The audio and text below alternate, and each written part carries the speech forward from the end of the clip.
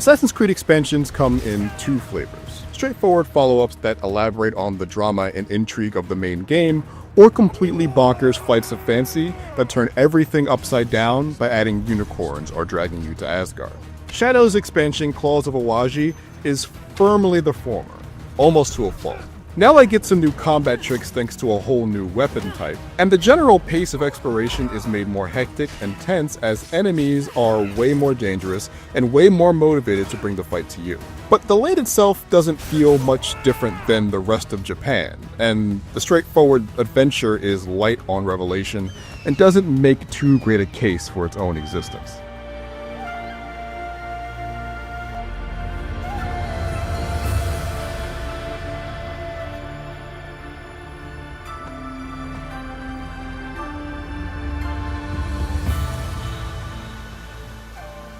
The story that carries our heroes off of the mainland and onto the island is much like that of the main game, filled with colorful characters and a shadowy group of conspirators that need to be brought down systematically. But it's a simple and predictable tale on the whole. It does pick up the threads of Naoe's missing mother and the growing influence of the Templar Order in Japan.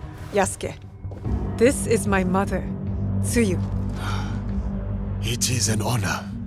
We will have time for a proper reunion later. But it doesn't do much to tie those up in satisfying ways by the end. It also doesn't make much of a case for seeing any more of this world. For all of Valhalla's faults, each expansion felt like it was introducing a new dimension to the greater world that Ivor and friends occupied. Claws ends, and 16th century Japan doesn't feel much bigger than it did 10 hours before it. Usually I just charge in through the front gate, but I will keep this option in mind. Whichever route you choose, I wish you well. Awaji Island is just as beautiful as the rest of Japan, but it's not so significantly different from the mainland that a person who hasn't already spent 60 plus hours playing would be able to spot the difference at first glance. Unlike when Ivor went to Ireland and Valhalla, for instance.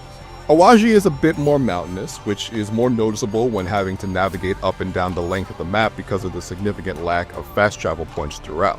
And there are some visual gems hidden away, like a dark swamp with creepy foliage, or a big warship that's under construction. But if you've seen a mountain caked in winter snow earlier this year, this will look exactly like that.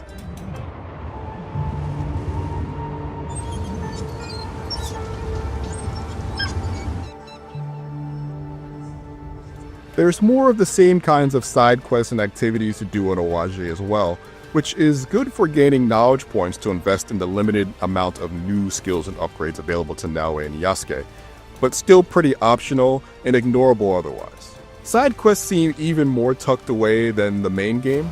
Good day. What is all the fuss about? Days we've waited for the latest delivery of food crates to Yura. Impossible to find reliable help these days. I didn't come across any of them organically and had to put extra effort into finding people with problems I can solve. Naoe gets her hands on a new weapon in Claws of Awaji, the bow staff. Fashioned as a hybrid of a long-range crowd controller and a single-target mix-up machine, I found it to be much better at the latter than the former.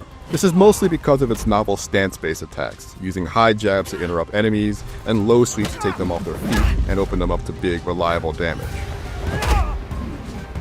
On the off chance that I got into extended brawls as the shinobi, the bow was reliably my second slot choice.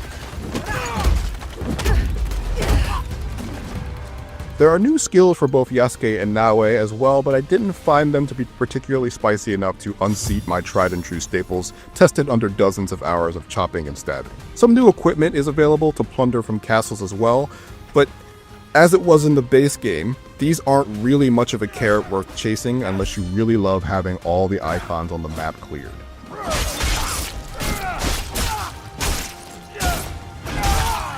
The island of Awaji is thick with opportunities to put all of your skills and gear to the test. It's dense with folks who at best don't trust you, or at worst would travel far and wide for a chance to kill you.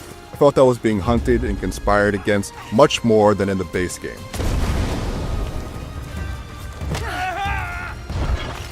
Every horse trip longer than 100 meters left me exposed to road traps set by enemy ninja.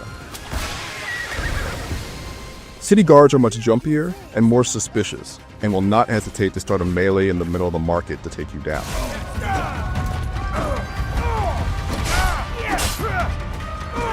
I liked how the general chaos of the island cleverly married with the main quest objectives to take down the 3 trusted taisho of the Templar leader in the region. For instance, those roadside ninja, they work for Nowaki, a gun-toting hunter that is terrorizing the region for sport. Stopping to take them out instead of avoiding them gives you a chance to run their pockets for clues to where their master might be hiding. Those jumpy guards all answer to Tomaji, the beefy vanguard that enforces the order with an iron fist. I am Imagawa Tomeji. You offer me the chance to avenge my Lord K.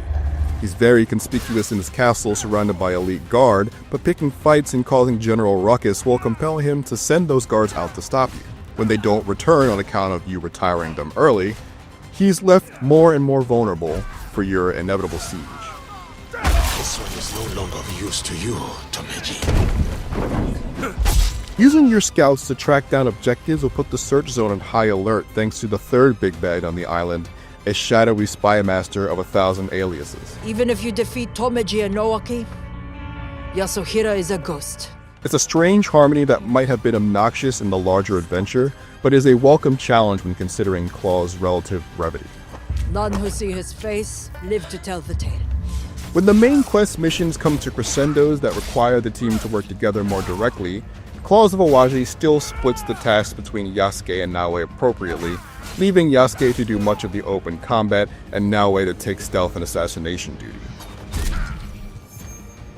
The handful of new boss fights also do a good job playing into the pair's individual strengths, Your legacy fades with you. including a very cool stealth battle that kind of evokes Metal Gear Solid and demands all of Naoe's skills to overcome.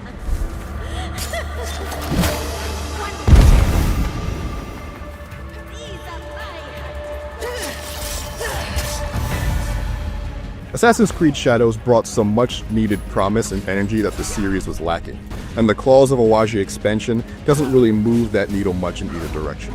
Its forgettable story and lack of new interesting side distraction don't detract from how fun it is to ride through the tumultuous badlands of the region using brute force and subterfuge to take down yet another dark cabal of evildoers. But it doesn't make the strong case for the necessity of any more epilogues either.